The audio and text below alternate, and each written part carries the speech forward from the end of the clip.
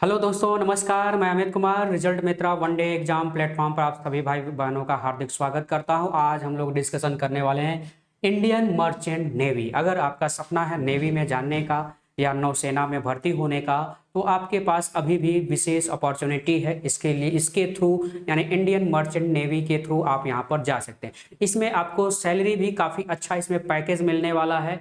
तो इसके लिए काफ़ी अच्छा पैकेज मिलने वाला है, जिसके बारे में हम लोग डिस्कशन करने वाले हैं। तो इंडियन मर्चेंट नेवी, ठीक है, इंडियन मर्चेंट नेवी में अगर आप भर्ती होना चाहते हैं, ठीक है, तो इसके लिए अभी भी आपके पास समय है और आप इस फॉर्म को अप्लाई कर सकते हैं। ठीक है, यह कौन ऑर्गेनाइजेशन कराता है? तो मर्चेंट नेवी जो है इसका फॉर्म निकालता है, हर साल निकलता है और इस बार फॉर्म निकला है जो आपका कुल 4000 टोटल 4000 पोस्ट हैं। इस पोस्ट के लिए आप अप्लाई कर सकते हैं। 4000 इसमें पोस्ट दिए जा रहे हैं आपको। यह पोस्ट जो है वेरियस पोस्ट के लिए, अलग अलग पदों के लिए है, जो अभी हम लोग आगे देखेंगे। ठीक है, जो है आप फॉर्म कैसे अप्लाई करेंगे? ऑनलाइन मोड पर पे आप जा करके फॉर्म को अप्लाई कर सकते हैं। ठीक है, इंडियन मर्चेंट नेवी आप डालेंगे .nic.in, तो आप वहां पर जाकर ऑनलाइन जो है अप्लाई कर सकते हैं इस फॉर्म को। एप्लीकेशन फॉर्म की जो स्टार्ट डेट है यह 11 मार्च से भरा जा रहा है। कब तक भरा जाएगा? 30 अप्रैल तक। आज हो गया आपका 10 अप्रैल, तो आज है आपका 10 अप्रैल। अभी आपके पास 20 दिन का समय है, तो 20 दिन का समय आप न देखिए, आप अभी से इस फॉर्म को अप्लाई कर दीजिए अगर आपको सपना है मर्चेंट नेवी में जाने का। ठीक है, लास्ट आपका जो डेट ऑफ एग्जाम होगा वह मई के लास्ट वीक में होगा, या टेंटेटिव एग्जाम का लास्ट डेट लास्ट वीक में होगा। यह डेट को बढ़ाया भी जा सकता है, इसको आगे टेंटेटिव भी किया जा सकता है, लेकिन अभी बात तो यही कीजिए यही कि भाई लास्ट वीक मई के अंतिम सप्ताह में आपका यह परीक्षा हो सकता है इंडियन मर्चेंट नेवी का। तो मई या जून आप मान के चलिए, तो मई या जून में आपका यह एग्जाम कंडक्ट कराया जाएगा। 30 अप्रैल लास्ट डेट है, तो 30 अप्रैल का आप इंतजार न करें। अगर मर्चेंट नेवी में अगर आप जाना चाहते हैं तो इस फॉर्म को आप अप्लाई कर सकते हैं। ठीक है, कौन कौन से यहाँ पर पोस्ट होंगे और क्या क्या यहाँ पर आपका यहाँ पर जो एज लिमिट है उसके बारे में अगर हम बात करें, और एलिजिबिलिटी क्या होनी चाहिए, तो कुक यानी खाने पकाने वाले के लिए भी पोस्ट है, तो खाना पकाने वाले की भी पोस्ट है और काफ़ी अच्छी सैलरी है। यह मत समझिए कि खाने पकाने वाले की अच्छी सैलरी नहीं है, केवल 20,000 25,000 20,000 25,000 नहीं है मेरे भाई, काफ़ी अच्छी सैलरी है। ठीक है, और यह क्लास 10th पास वाले इसमें अप्लाई कर सकते हैं जिनकी आयु 17.5 से 27 वर्ष के बीच में है। तो जिनकी आयु 17.5 से 27 वर्ष के बीच में है वह कुक के लिए अप्लाई कर सकते हैं। मेस बॉय के लिए कक्षा 10 पास होना चाहिए, 17.5 से 27 वर्ष आपकी एज होनी चाहिए। ठीक है, वेल्डर और हेल्पर के लिए जो कि उनको ITI यानी कक्षा 10 पास हो और ITI पास हो, या आप कह सकते हैं जिन्होंने ITI किया है यह इसको फॉर्म को फिल कर सकते हैं, और 17.5 से 27 वर्ष इसमें भी एज है। सभी की एज लिमिट सेम है 27, 17.5 से 27, लेकिन इन तीन को छोड़ करके। ठीक है, इलेक्ट्रीशियन अगर आप बनना चाहते हैं तो ITI में आपका इलेक्ट्रीशियन में आपका ITI ट्रेड होना चाहिए और इसमें 17.5 से 27 वर्ष की आपकी एज होनी चाहिए। सी मैन इंजन रेटिंग और डेक रेटिंग के लिए कक्षा 10, ये दोनों के लिए सी मैन और इंजन रेटिंग के लिए कक्षा 10 पास होना चाहिए, डेक रेटिंग के लिए कक्षा 12 पास होना चाहिए।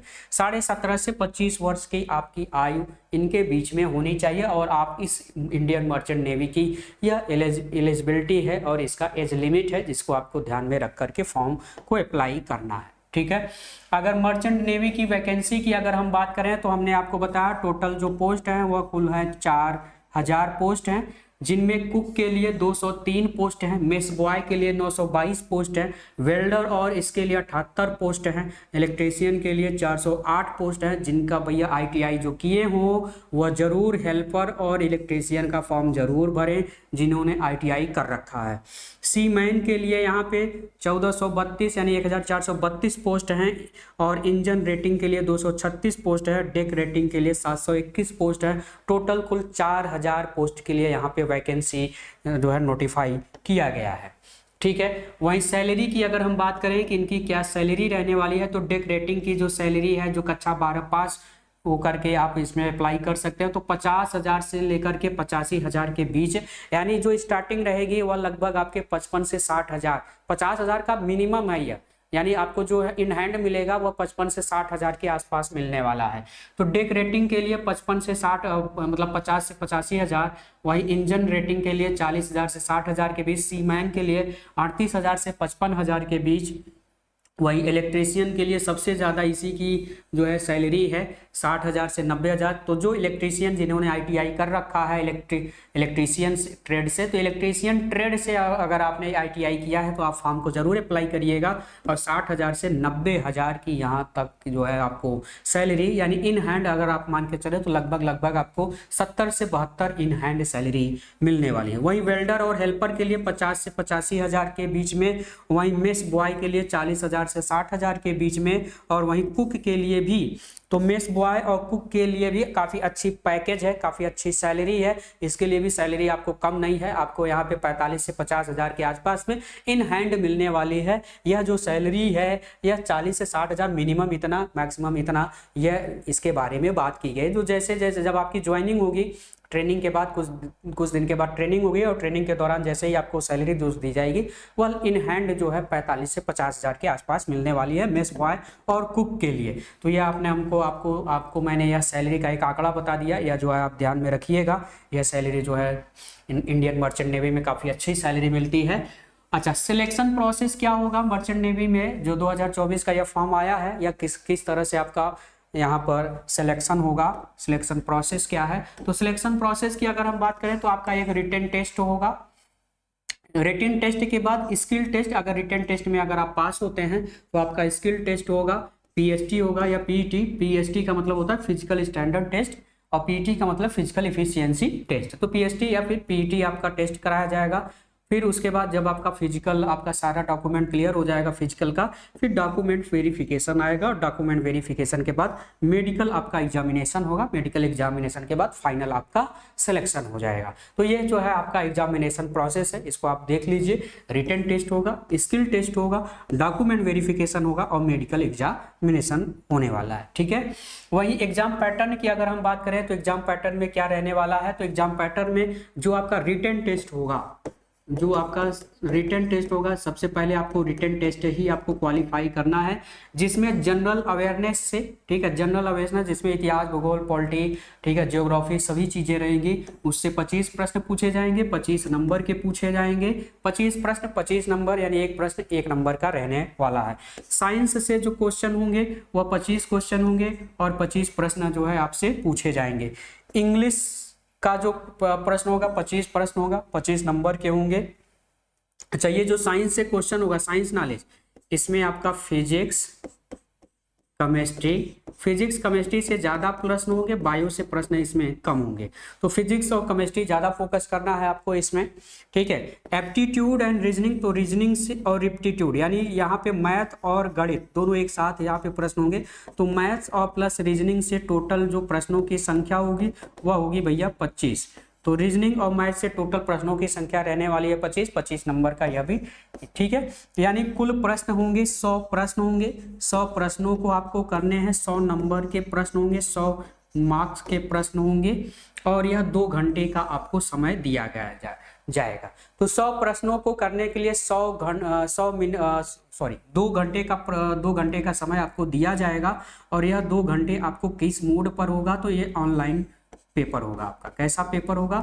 ऑनलाइन पेपर होगा, यानी कंप्यूटर बेस्ड, यानी CBT जिसे हम बोलते हैं, कंप्यूटर बेस्ड टेस्ट रहने वाला है, जो कि आपका यह मर्चेंट नेवी का पेपर होने वाला है। ठीक है। तो ये general awareness, general awareness, science knowledge मतलब फिजिक्स, केमिस्ट्री और बायो से प्रश्न रहेंगे। इंग्लिश का नॉलेज आपको अच्छा होना जरूरी है। ठीक है। 25 प्रश्न पूछे जाएंगे। मैथ और रीजनिंग को मिला करके टोटल 25 प्रश्न यहाँ से पूछे जाएंगे। ठीक है। तो ये रहे सिलेबस, जिसके बारे में आपको जो है ध्यान में रखना है, और इसको आप जरूर जो है मर्चेंट नेवी के पोस्ट को जरूर आप अप्लाई करें। ठीक है। तो मर्चेंट नेवी के आप पोस्ट जरूर अप्लाई करें। 30 लास्ट डेट है, तो 30 अप्रैल इसका लास्ट डेट है, तो 30 अप्रैल को आप न जाएं, इससे पहले ही फॉर्म को जरूर अप्लाई कर लें। ठीक है। तो आप फॉर्म को जरूर अप्लाई कर लेंगे, और यहाँ पर अच्छे जो है यानी आपका रिटन टेस्ट, अच्छी सैलरी मिलती है मर्चेंट नेवी में, तो इसको आप जरूर अप्लाई करें। ठीक है। तो यह जानकारी आप ध्यान में रखेंगे, और फॉर्म को जिनको भरना है, जिनको मर्चेंट नेवी में जाना है, वो फॉर्म को अभी से अप्लाई कर लें। और अगर आपको कुछ और जानकारी चाहिए तो आप सभी लोग कमेंट कर दिएगा, आपको मर्चेंट नेवी के बारे में और क्या जानकारी चाहिए तो वह मैं सभी जानकारी मैं आपको उपलब्ध करा दूंगा। ठीक है, चलिए तब तक आप स्वस्थ रहिए, सावधान रहिए। जय हिंद।